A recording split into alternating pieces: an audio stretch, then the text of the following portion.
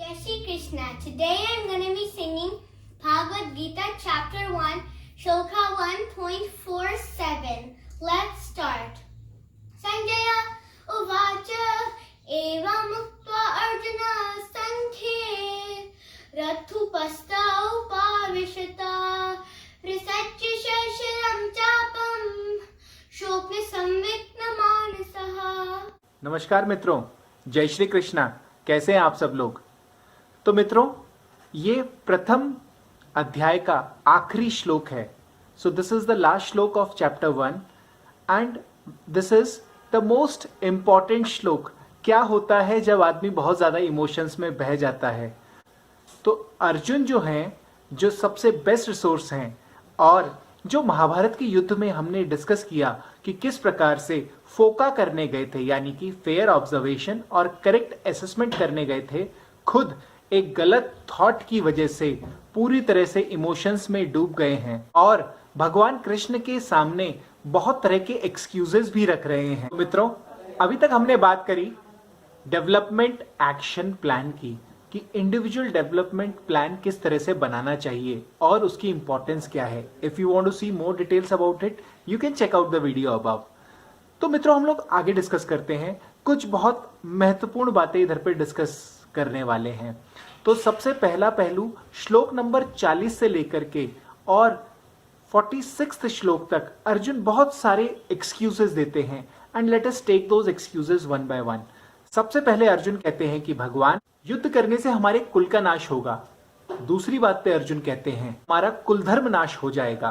कुल धर्म के नाश होने पर कुल की स्त्रियां दूषित हो जाएंगी और कुल की स्त्रियों के दूषित होने पर वर्ण संकर उत्पन्न होगा। वर्ण संकर उत्पन्न होने पर पितरों को पिंड नहीं दिया जा सकेगा और पिंडोदक क्रिया के लुप्त होने पर सभी पितर गिर जाएंगे और सभी पितरों के गिरने से उस वंश का ही नाश हो जाएगा और अनंत काल तक वो पूरा वंश नरक का गामी बनेगा।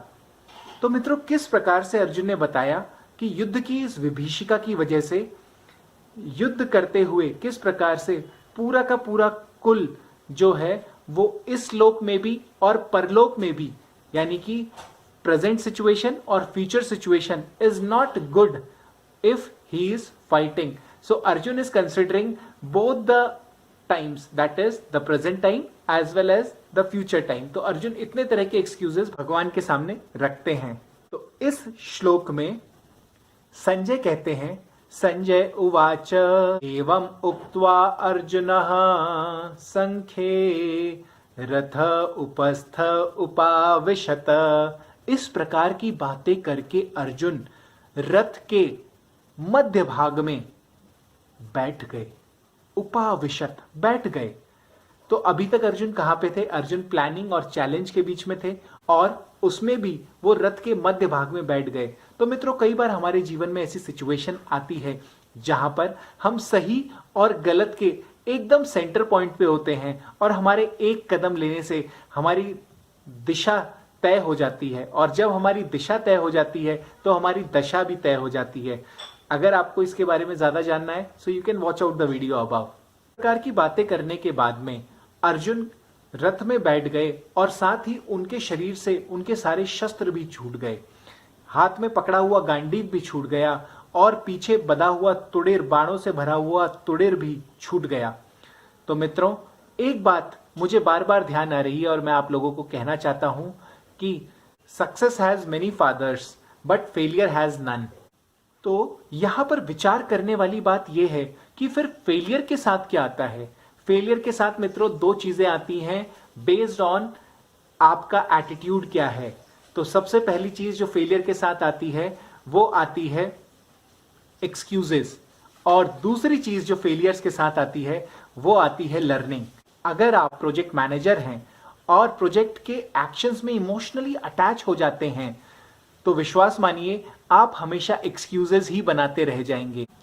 जो व्यक्ति किसी भी सिचुएशन में इमोशनली अटैच रहता है और अगर वो फेल हो जाए उस सिचुएशन में, वही व्यक्ति भली भांति सोच विचार करके उस इमोशन से बाहर आ जाए तो किसी कारणवश अगर वो उस एक्टिविटी में फेल भी हो गया तो विश्वास मानिए मित्रों, उस फेलियर से बाहर निकल के आएगा लर्निंग.